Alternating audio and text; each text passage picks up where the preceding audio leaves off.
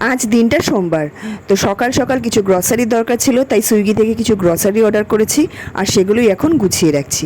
আর আজ সকালে ব্রেকফাস্ট সারলাম ডাল ভাত আর সাথে মাংস দিয়ে। আগের দিন মাংস রান্না হয়েছিল, তো আমার জন্য একটু সরিয়ে রেখেছিলাম, কারণ বাসি মাংস দিয়ে আমার ভাত খেতে খুব ভালো লাগে। তারপর ব্রেকফাস্ট শেষ করে স্নান করে নিলাম। আর আগের দিনে আমরা একটু বেরিয়েছিলাম বিকেলবেলা তিনজনে মিলে, আমি, আমার বর আর মিক। তো ঠাকুরের জন্য অনেক মালা নিয়ে এসেছি, বেশ মালাগুলো ফুলের দোকানে ভালো লাগছিল, তাই কিনেই আনলাম। আর সেদিন তো বাবার বার, সোমবার দিন, তো বাবার জন্য এনেছিলাম আকন্দ ফুলের মালা, মা কালীর জন্য এনেছিলাম জবা ফুলের মালা, আর আমাদের বাকি ঠাকুরের জন্য এনেছিলাম টোটাল 8খানা রজনীগন্ধা ফুলের মালা।